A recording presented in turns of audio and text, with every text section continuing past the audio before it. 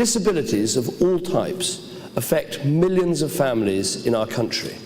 My family has been one of them. My son Ivan's life changed the way I see a lot of things, not just as a father, but also as a politician. So I couldn't come to a conference on autism without drawing on my own experience and trying to tell you the lessons that I've learned about how we can make life better for disabled people and for their families.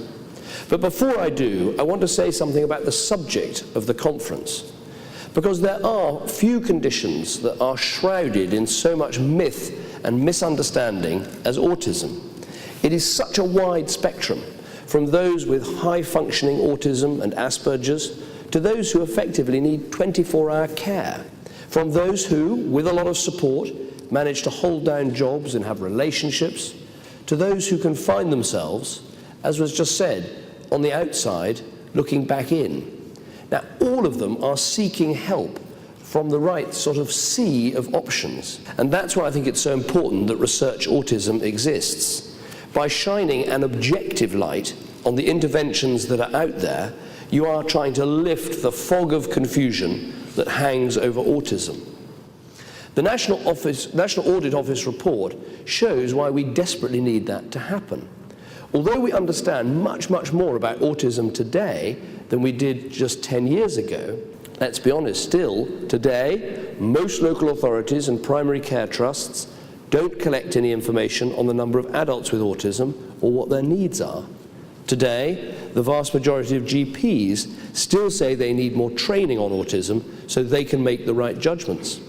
Today, the police are still arresting people for antisocial behavior, when in fact it's normal autistic behavior in some cases. Too many feel locked out of society when they could be playing an active part. I remember a particularly tragic case in my own constituency, Surgery in Oxfordshire. It was about a young woman with severe autism who left home in Oxfordshire and went to live in London. And her father came to see me in complete despair. She'd cut her parents out so they couldn't help her anymore. Because she wasn't classed as mentally ill, the mental health professionals couldn't help her. And because she was no longer a child, children's services couldn't help her. And she was on her own in the big city, living in incredible squalor, losing weight, desperately ill. And the question he was asking me was, well, what can we do? Where do we intervene? How do we help? And that was a classic example of someone who's just fallen through the cracks. It was heartbreaking listening to his anguish.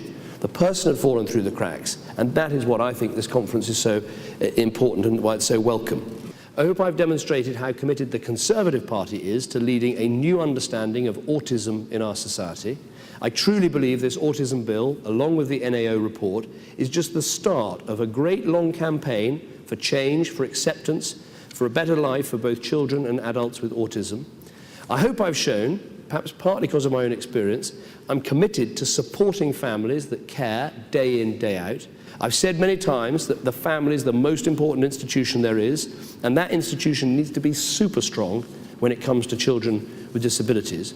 And I hope I've reassured you that though we face difficult economic times as a country, though tough decisions will have to be made about what the state can or cannot do, it would run entirely against the grain of the Conservative Party I lead to neglect the people who need our help most. I do believe, as you said, that you judge a society by the way it treats its most vulnerable.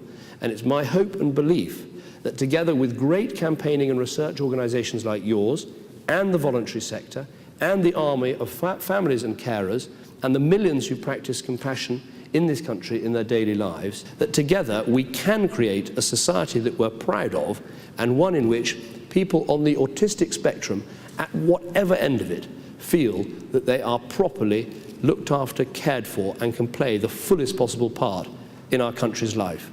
Thank you.